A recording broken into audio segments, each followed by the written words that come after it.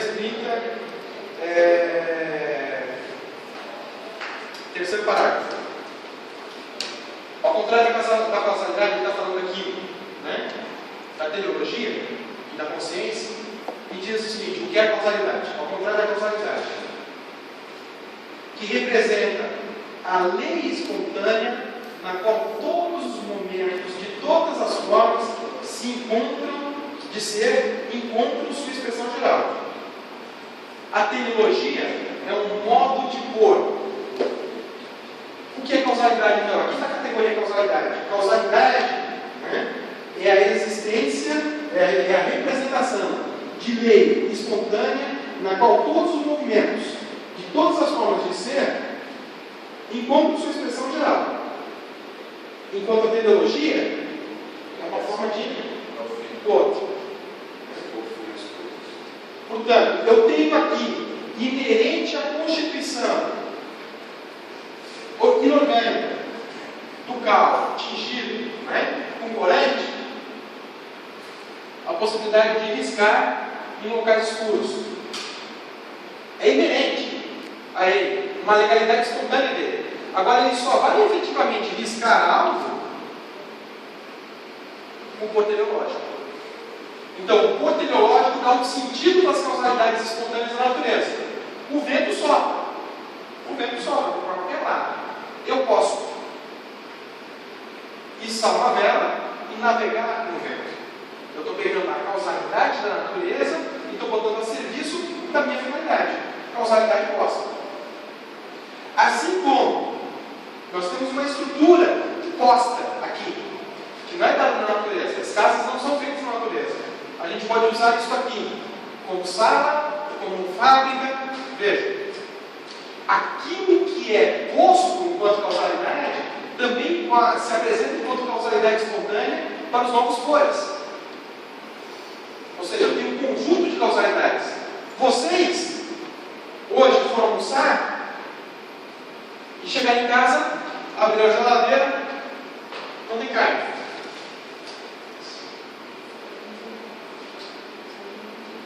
Precisava ter carne. Vocês vão no supermercado e pedem um pedaço de bife. Para vocês, aquele bife é uma causalidade. Lógico que ele, na forma de bife, já é uma causalidade imposta. Mas ele é o início do pôr teleológico de vocês. Para vocês, ele se apresenta como uma causalidade. Proteína animal, uma forma, né, de bife, que vocês vão jogar no frigideiro e tal. O cara que está lá no vasto, cuidando do gado, o bicho tem uma outra dimensão. Também como causalidade imposta, né? Porque ele foi fruto de inseminação artificial e assim por diante. Mas para o peão que está cuidando do gado, aquilo ali é uma causalidade espontânea na natureza. Ele tem que cuidar, tem que dar grama para o bichinho, tem que dar remédio, etc. Senão ele não cumpre a sua finalidade. Então, mesmo aquilo que é fruto do trabalho, também se apresenta como causalidade. Depois da sua exteriorização, depois do processo de objetivação. E aqui é importante nós estarmos atentos. As causalidades como leis espontâneas, né, desenvolvimento espontâneo, elas podem estar submetidas, estar sob o controle da posição teleológica. Por exemplo, nossa capacidade de dominar, né, o deslocamento no céu, voar, implica em toda uma instituição, em todo um nexo, né, de finalidade, que é desde a partida do avião até a sua aterrissagem no ponto e a sua volta a voar e assim por diante. Eu tenho um controle do homem sobre um conjunto de legalidades da natureza, físico-químicas, elétricas, no funcionamento da máquina chamada avião. Mas isso não impede que esse avião ainda sofra determinadas situações, né, do acaso. Ou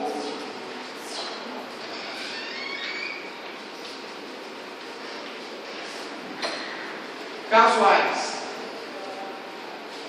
como uma tempestade muito forte, né, que pode levar o avião a se perder e a bater no morro. Você compõe a cadeia de alternativas. Cadeia de alternativas. Isso se constitui, mesmo com um teor teleológico presente, a possibilidade de interferências de situações não previstas pelo sujeito. E aí, nesse sentido, o acaso como algo presente na esfera da realização do ser e da nossa existência. Por que eu estou levantando a questão do acaso? Porque foi um erro da filosofia. A filosofia, em geral, identificou o trabalho com a teleologia. O problema é que a filosofia ampliou demais o uso da teleologia, colocando o corpo, a finalidade, na natureza. A natureza como tendo uma finalidade. A natureza como não sendo movida por causalidades espontâneas, mas ela como tendo um fim. Desde Aristóteles, né, passando por toda a filosofia, né, até Hegel, com o fim colocado na história. A adequação ontológica que o Marx vai fazer é limitar a teleologia ao trabalho. Só existe teleologia no trabalho. O fato de só existir teleologia no trabalho não elimina a nossa forma de entender as coisas, nossa consciência. Porque a gente olha, eu sou um jovem guarani, no meio da selva. Veio uma tempestade, eu vejo um raio cair no meio da selva. Cara, da mesma forma como eu racho uma madeira com a minha machadinha de pedra, no escopo, né? O raio que pegou na árvore e rachou a madeira no meio. Ah, isso deve ter sido expressão da força de um ser superior. Eu vejo um raio, uma legalidade espontânea da natureza. Pela minha ignorância por não conhecer as causalidades ali presentes. Eu vou lá e vou auferir ao raio um sujeito. É o Deus Tupã, nesse caso. É alguém que faz isso. Um acaso na nossa existência, furou o pneu da moto da Raquel. Bom, deve existir alguma razão de ter furado o pneu. De repente, se ela andasse mais cima, já vai passar um trem, né? Sobre a cabeça dela, assim por diante. Assim, foi Deus que quis assim. Né? Atrasar a vida dela para algum tempo. Quantas vezes a gente não se depara com esse tipo de resposta diante de acidentes trágicos? Né? Você vai dar uma justificativa para aquela tragédia, que é um mero acaso, entendeu? Como sendo provocado por alguma razão, só pode ser provocado por alguma razão superior. Né? Porque a gente tem que dar um sentido, né, para como as coisas funcionam. Veja, essa forma de ver as coisas é uma forma que estabelece a nossa possibilidade de conhecer, portanto, essa totalidade. Agora, o nosso conhecimento dessa totalidade, ele é sempre parcial. O nosso conhecimento pode, lógico, ele pode se apropriar das legalidades do giro de uma forma que a gente pode reproduzir o cal atingido de diferentes formas. Mas o nosso conhecimento do giz, das suas legalidades específicas, é limitado, inclusive, pelo próprio objeto do giz. Qual é a quantidade de trabalho socialmente necessária para produzir esse giz?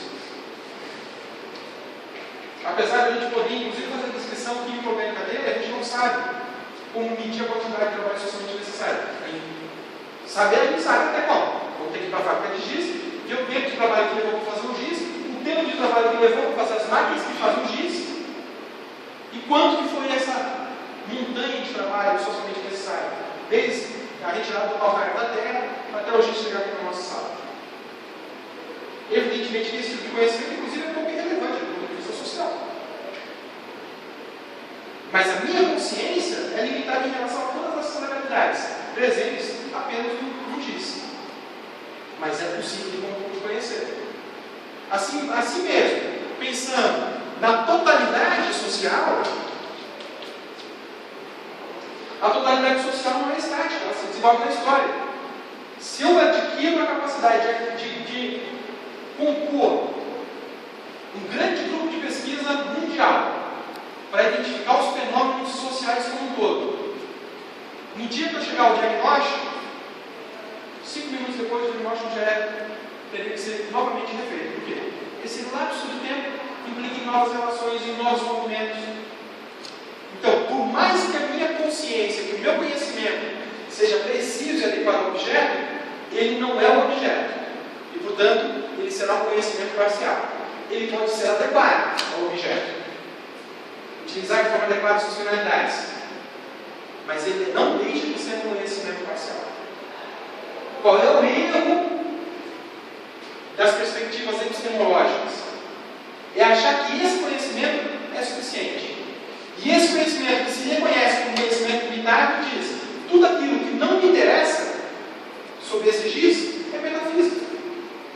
Quando, para a perspectiva ontológica, não é metafísica, faz parte do ser. O fato do ser, se captar apenas parcialmente pela consciência, não elimina a existência do ser e nem o papel da consciência no seu entendimento. A gente busca compreender de forma cada vez mais ampliada, de forma cada vez mais precisa. Por quê? Já estamos indo para os finalmente, galera, para abrir para vocês fazerem perguntas, né?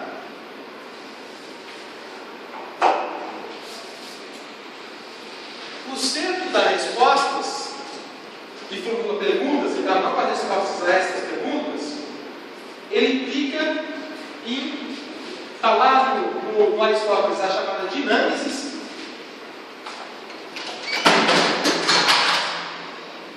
e que, sinteticamente,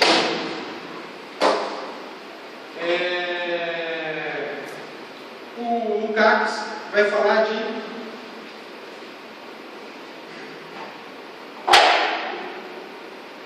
é bem pouco lógico falar de possibilidades alternativas, de escolha de alternativas.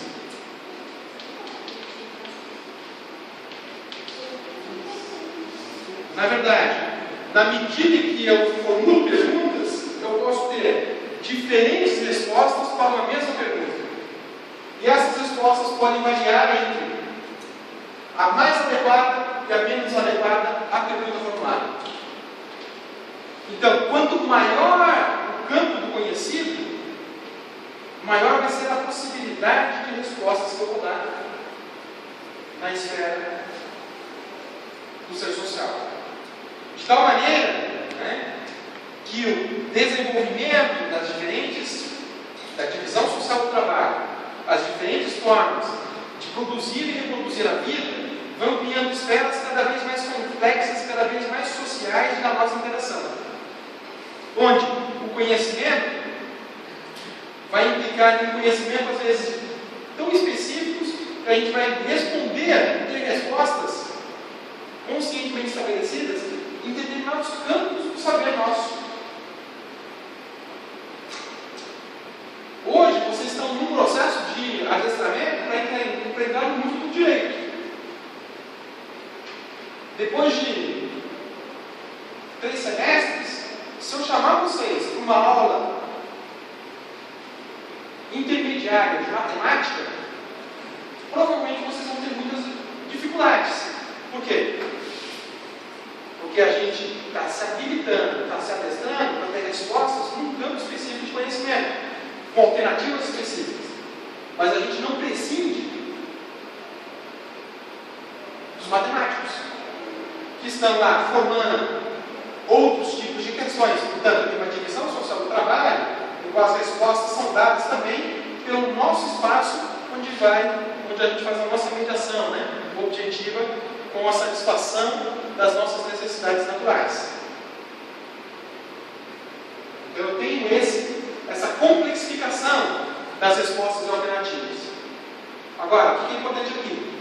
Quanto maior o nosso conhecimento, maior serão as nossas possibilidades de responder às questões de forma diferente. Portanto, maior é a nossa esfera da liberdade.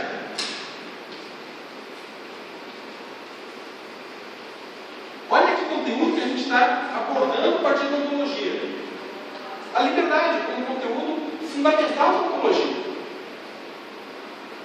Como é que a liberdade é tratada até aqui, então, na nossa existência? Como sendo a livre manifestação da minha vontade. Como sendo a manifestação subjetiva. Eu sou um ser livre porque eu quero ser livre. Eu faço as opções que eu quero. A liberdade, ontologicamente fundamentada, ela é pautada na escolha de alternativas, nas possibilidades de escolha de diferentes alternativas, que sempre são respostas às perguntas formuladas para a satisfação das nossas carências. Portanto, toda a esfera da liberdade tem como fundamento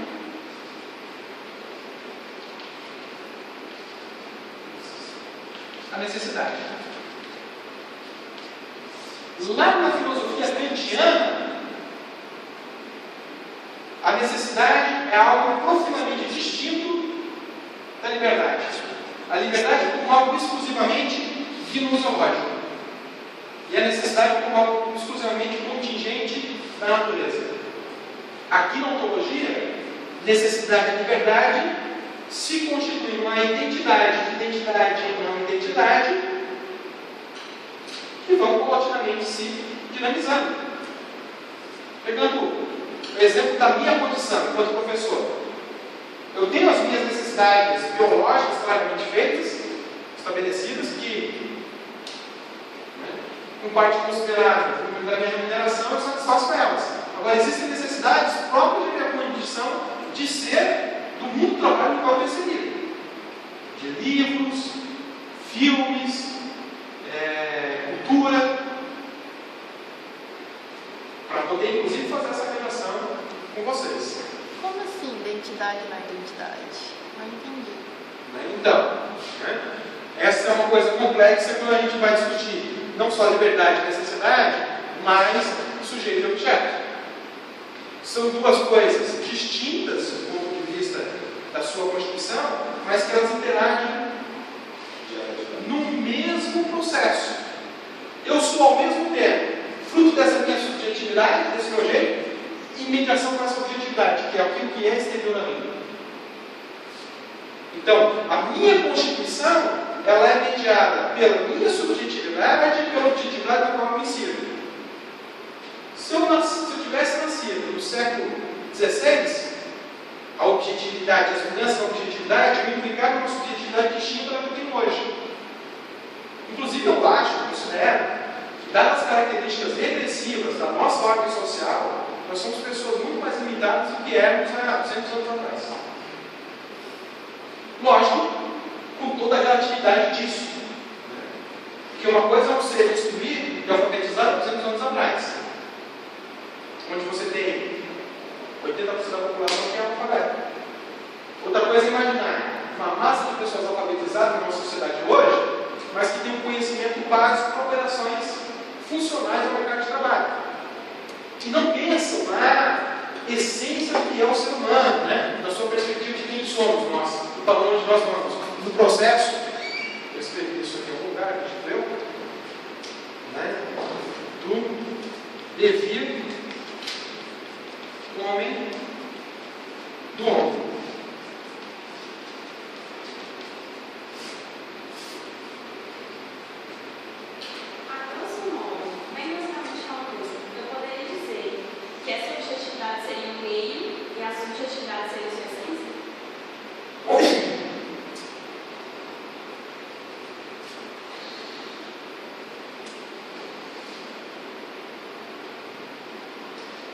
Qual é a minha preocupação? Eu vou dizer que não. A pergunta é complexa, mas eu vou partir de uma resposta negativa à pergunta. Primeiro, porque eu não tenho uma relação hierárquica entre sujeito e objeto. Eu tenho uma determinação relevante dessa nova forma de ser, que é o ser social, a partir da consciência. Então, eu tenho um destaque para a subjetividade. Mas essa subjetividade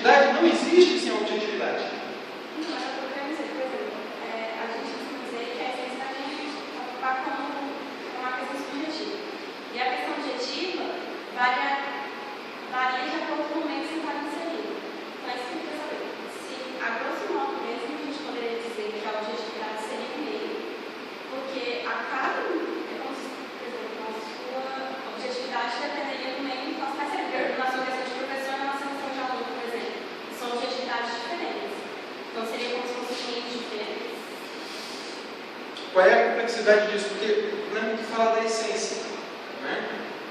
E na verdade a gente não está tratando de uma relação de determinação de um sobre o outro, no sentido de que um é meio para a realização do outro. Eu tenho, na verdade, uma situação que a gente chama de determinação reflexiva. Por que determinação reflexiva? Na medida em que eu dou respostas às minhas contingências naturais, eu passo a formular perguntas sobre que contingências são essas. E, portanto, eu passo a modificar essas condições naturais no qual a minha existência está. A objetividade é transformada pela minha subjetividade. Ao mesmo tempo que a objetividade é transformada pela minha subjetividade reflete sobre a minha subjetividade, transformando ela. De tal maneira que, hoje, a nossa subjetividade é facilmente identificada como fruto da nossa exterioridade, do mundo que a gente tem inserido. Os nossos gostos, o nosso padrão estético, o sentido da nossa existência. Assim, a gente vai ser feliz, acreditamos nós, quando nós atingimos um grau de estabilidade econômico-financeira razoável, satisfatório, que para uns pode ser X, para outros pode ser X mais Y. Mas será que é estabilidade financeira a resposta da essência humana? Para esta forma de sociedade na qual nós estamos inseridos, receber um bom salário satisfaz boa parte das existências.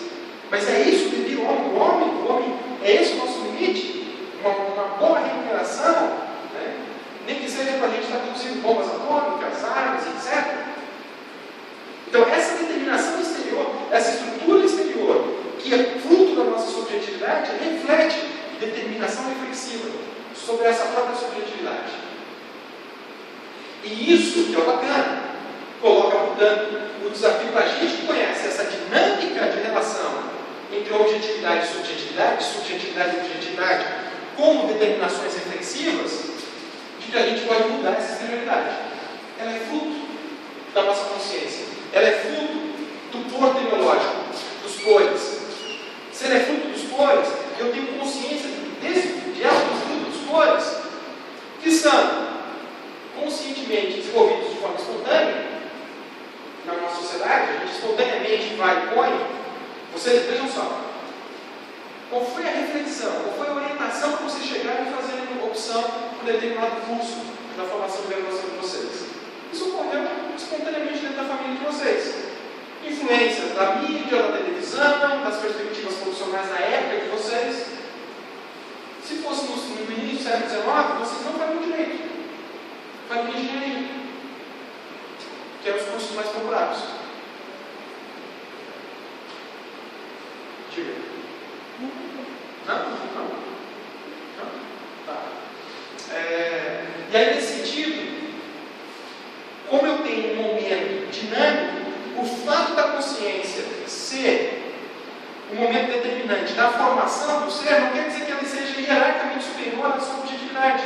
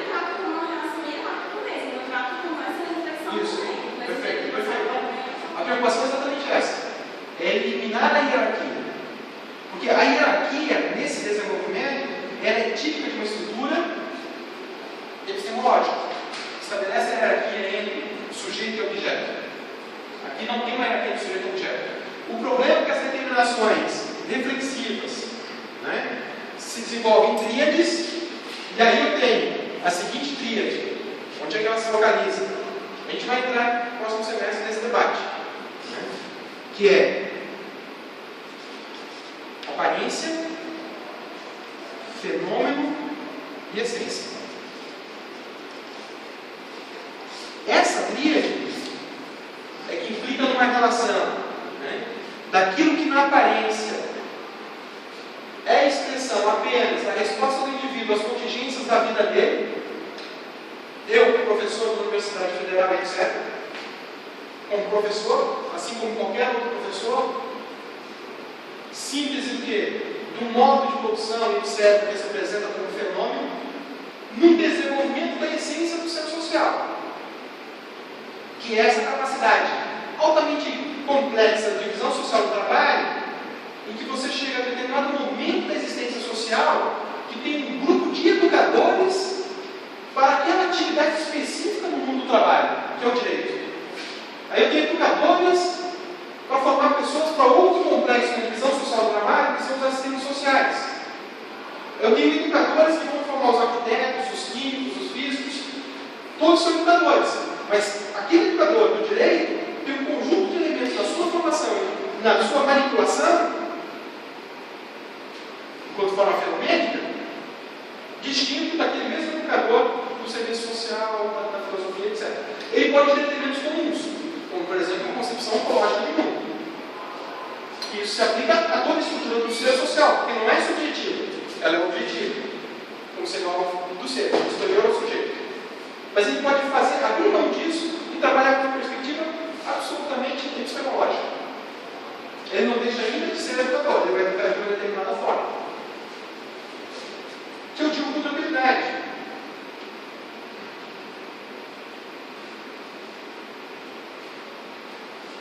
Quem vai discutir ontologia com você sou eu, no curso de direito. Talvez se aproxime do debate ontológico no tempo. Então, no direito, a maioria dos nossos colegas, dos meus colegas, desenvolve uma perspectiva epistemológica.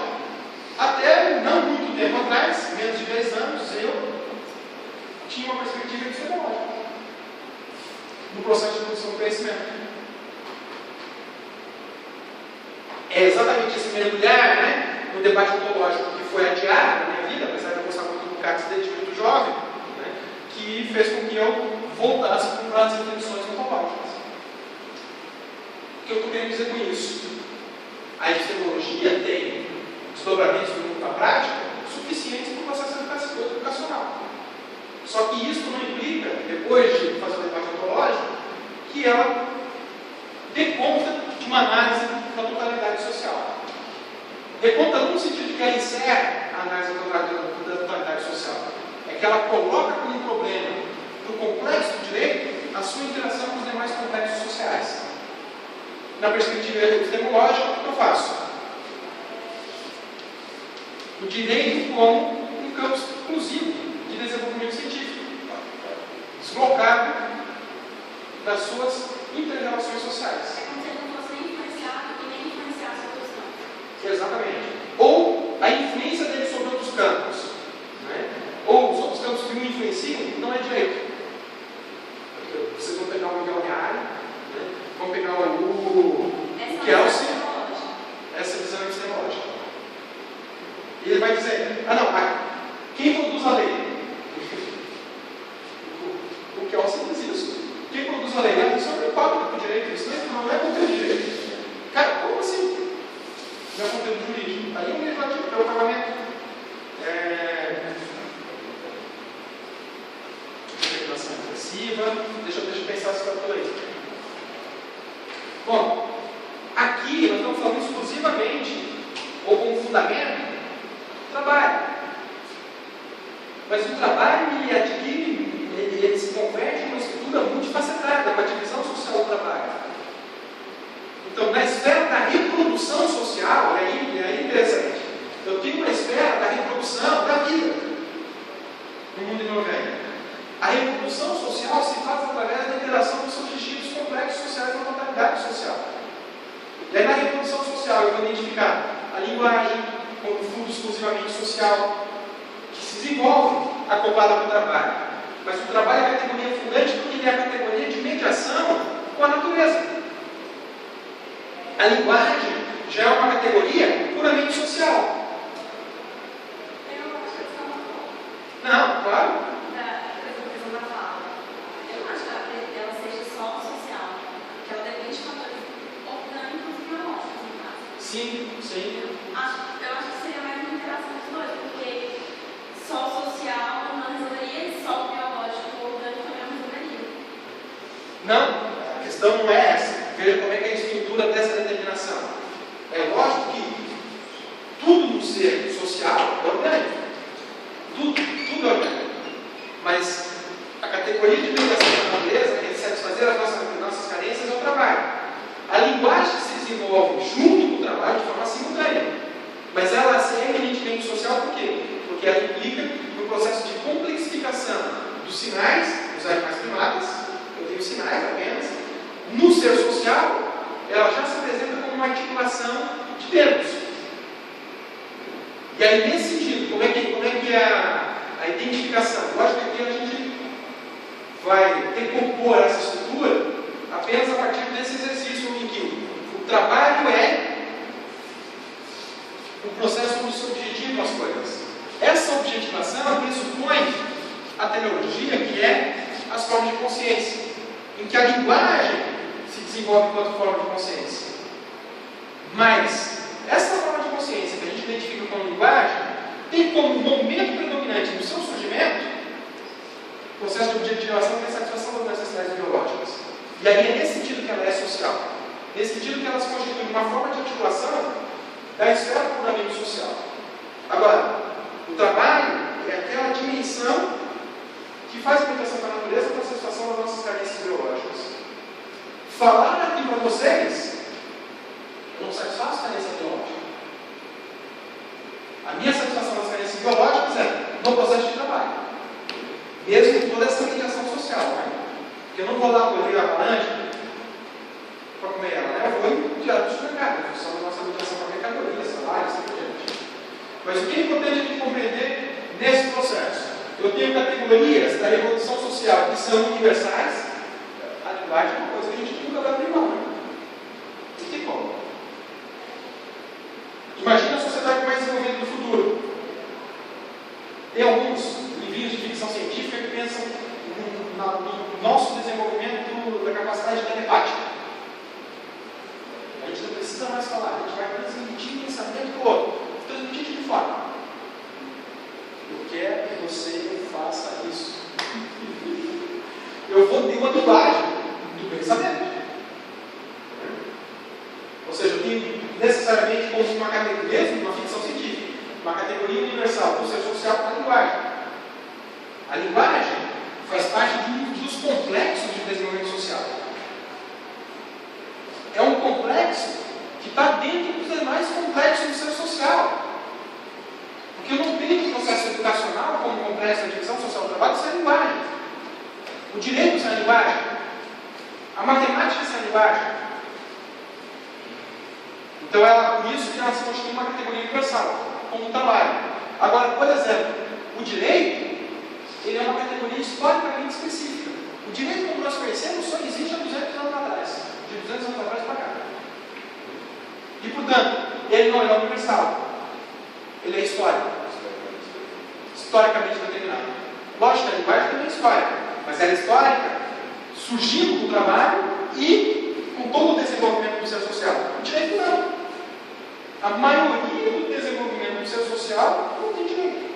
Enquanto norma coercitiva exterior, mas tem regulamentação social. Mas tem regulamentação social. A divisão social do trabalho já é regulamentação social.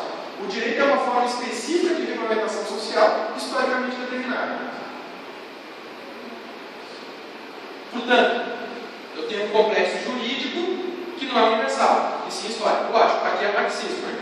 Saiu do marxismo, o direito sempre existiu, sempre existiu. Ubi societas e bijus. Opiniano, né? Lógico, romano, né? Século 300.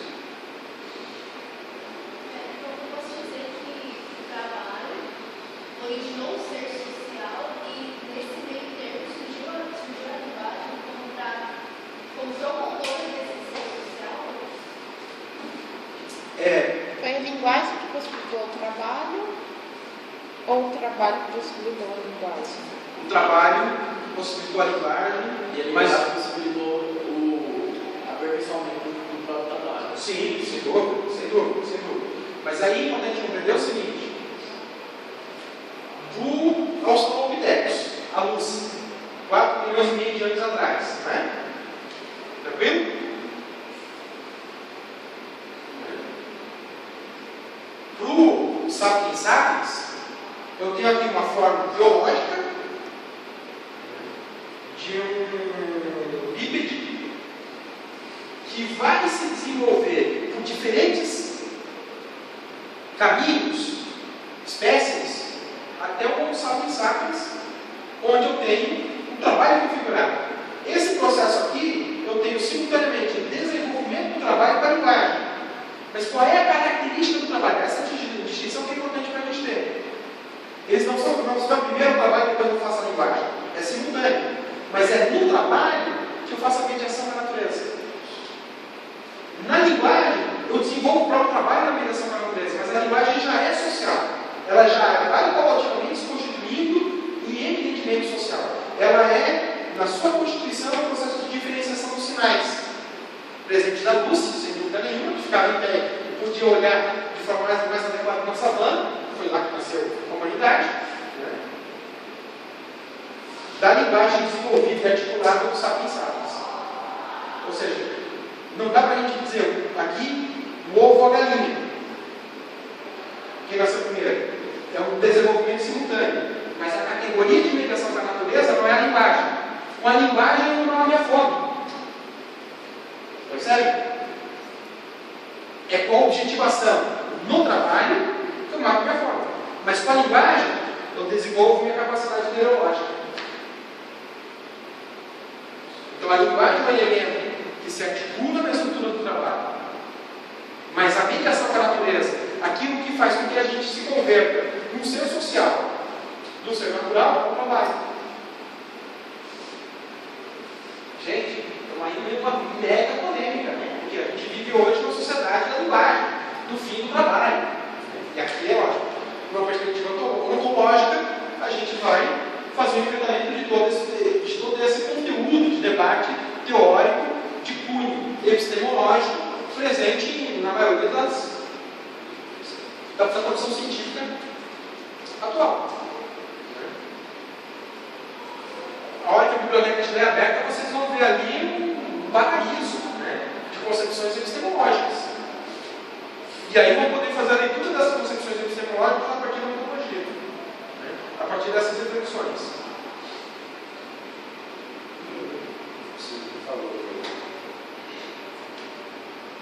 Gente, assim, bom, aí vem a esfera da reprodução, da totalidade social, que é onde a gente está começando a discutir. Contextualizar vocês em relação ao texto. Nós falamos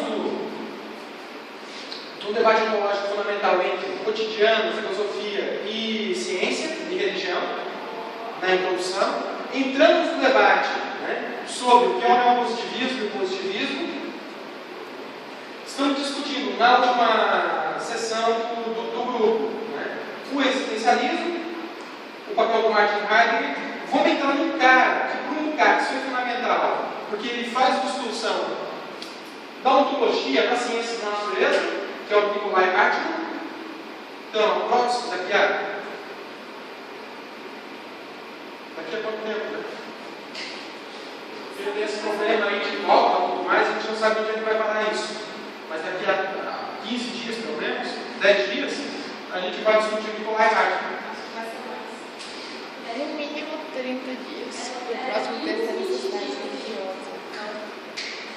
E discutir necessidade religiosa no final do semestre.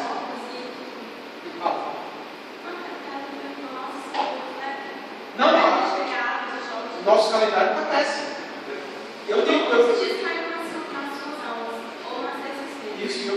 discutido isso com os meus colegas. Acabou o semestre. Agora a gente administrar a Copa. Isso, exatamente. Porque vem Corpus Christi, né? Depois vem dia 2 o jogo da Copa, e aí lá dia 26, provável jogo da Copa também. Esperamos que não, né?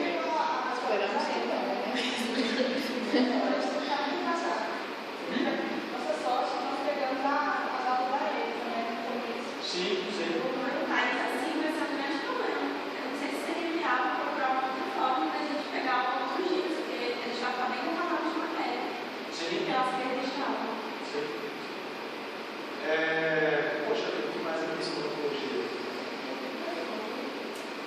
essa é a base das reflexões que o Lukács apresenta para a gente nesse texto e, lógico, muito mais dobrado naquele volume lá, né?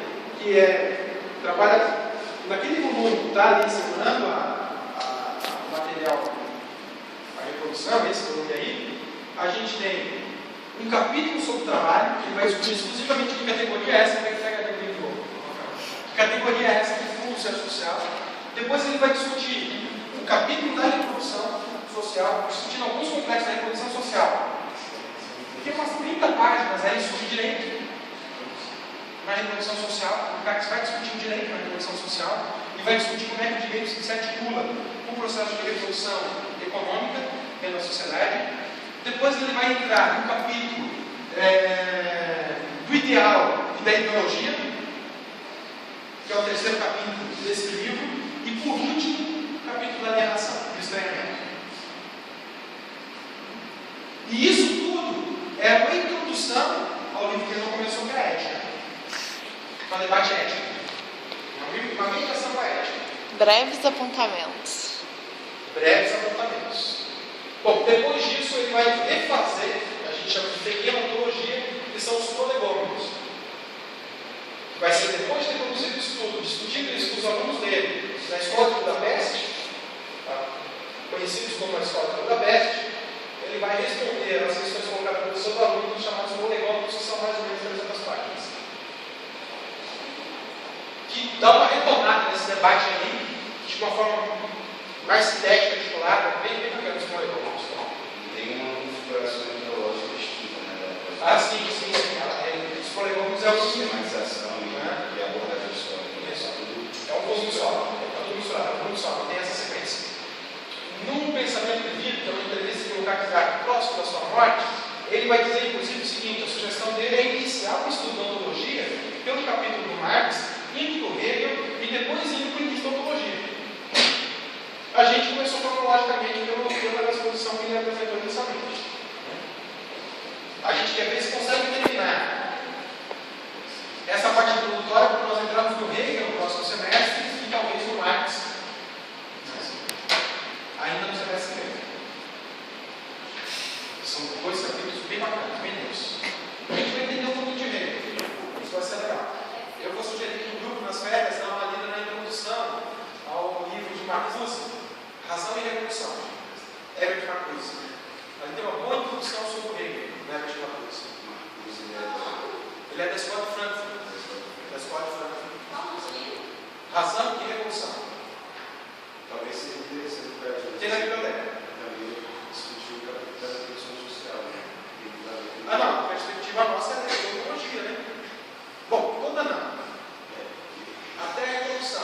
Porque os capítulos do ideal e da ideologia e na alienação, existem obras de outros autores, discípulos do Lukács, inclusive, que são mais ricas, eu diria assim, do que a colaboração. Na verdade, o Lukács não conseguiu fazer a revisão desse material com a publicação, né? Com exceção do capítulo do Hegel e do Marx, os outros ainda eram manuscritos. Conta da doença, da antecipação do trabalho. Por mim, é essa a introdução. Acho que ajuda a localizar vocês, né, no debate, das questões como a gente coloca. Faça a leitura desse texto, é gostoso, é um texto rápido, nada mais do que uma hora para esse texto.